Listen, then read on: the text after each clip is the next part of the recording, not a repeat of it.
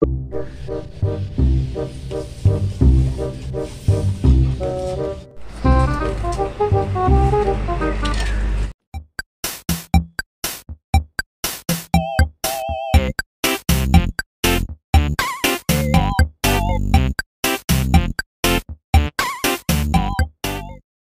umaga guys. Gagawin pala natin ngayon ay gagawa tayo ng balantak o bamboo trap para sa balakasi. Wow!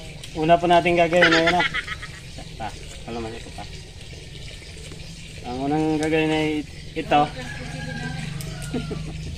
Gagawa ng hulmahan ito. Hulmahan ng sudyang. Ito yung tinatawag na sudyang. At ito kailangan siyang 7 piraso. 1, 2, 3, 4, 5, 6, 7. 7 piraso siya. Ito yung unang step. Yan, gagawa tayo ng yung manipis na nawe, tapos papaikot lang natin dito sa may sudyang. Ganito. Yan, tulad ng ginagawa ko. Ganyan lang po. Yan, kailangan mahigpit siya, mahigpit para hindi makalabas yung balakasi. Ilfish. Yan. Papaikot lang siya.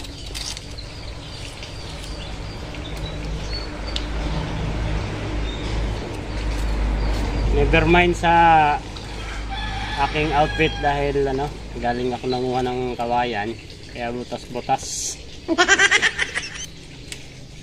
Kaya wala na rin pambili.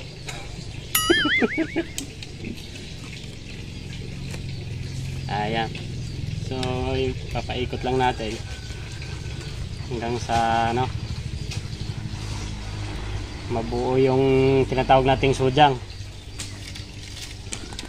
At dito po ito po yung magsisilbing pasukan ng isda. Dito papasok yung isda dito. Mamaya babaluktutin natin to pag ganyan para mabuo yung ating balantak. So ito na pala guys. Pagka meron na kayong pagka nakapatong na kayo ng 15 na layer, yung 6 na sudyang bibiyakin yun. Katulad nito, nabiyak na yan. 6 lang yung bibiyakin, tapos yung isa naman ititira natin. So ang mangyayari, magiging ito lahat 13. Magiging 13 na lahat. Dahil biniyak natin yung 6, so 12 plus tinira natin yung isa. So magiging 13 na lahat yung paikot. Yung sudyang niyan, magiging 13 lahat. So tutuloy-tuloy lang natin guys hanggang sa mabuo yung balantak natin. So ito na yun guys, binabaluktot na yung natin pang sudyang. Ito pala guys, ito yung magsisilbing skeleton ng ating ginagawang trap, itong binaluktot natin. Tapos double purpose siya kasi ginagamit din siyang pang sa entry ng ng huhuli nating balakasi. Dito po papasok yung balakasi dito. Tapos ang gagawin naman nating nawe dito sa may paikot dito sa bandang dito, yung medyo manipis siya kumpara dito sa kailangan medyo manipis para pagka binaluktot natin dito sa paikot hindi siya mababali, tsaka hindi siya magkakaroon ng malalaking awang dito. Pag malalaki kasi magkakaroon siya ng malalaking awang, makakalabas po yung natin, yung huhulihin natin balakasi. So tuloy-tuloy lang po natin. So ito na po yung kalalabasan guys. Ayan, nabuo na po siya. So antayin na lang po natin yung yung kung paano gawin yung bibig. Yung bibig ng ating balantak. Pagka nabuo na po siya, i-video natin yung kung paano gawin yung bibig niya. So ito, tuloy-tuloy na lang po natin ano. Paikot siya, paikot. Hanggang sa mabuo na yung balantak.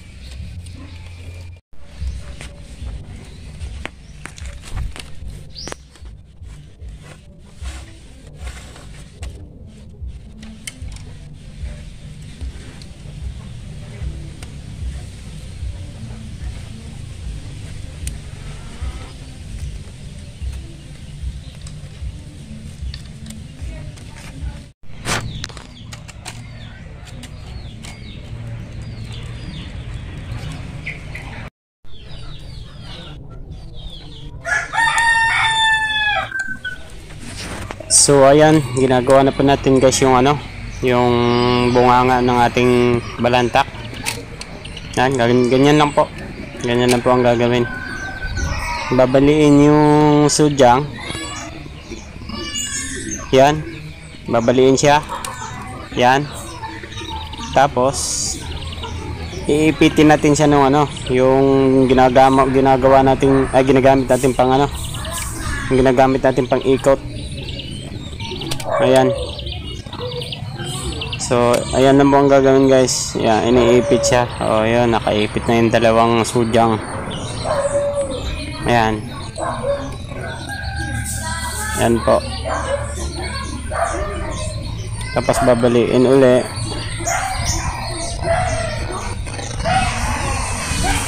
So, yan lang po. Ayan.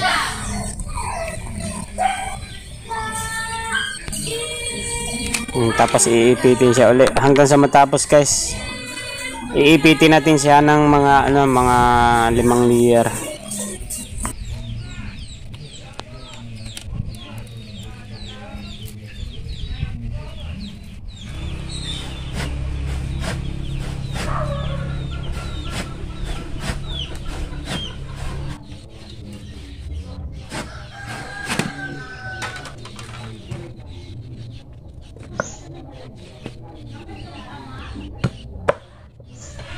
Ito po yung gagamitan nating pangtakip sa ating balantak.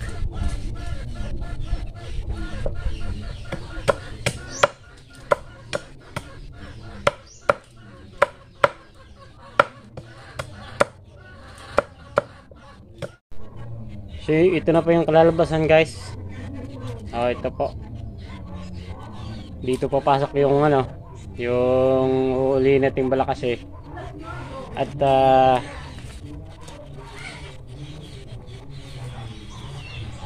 dito naman natin siya ilalabas. Tsaka dito din natin ipapasok yung pain natin. Ito.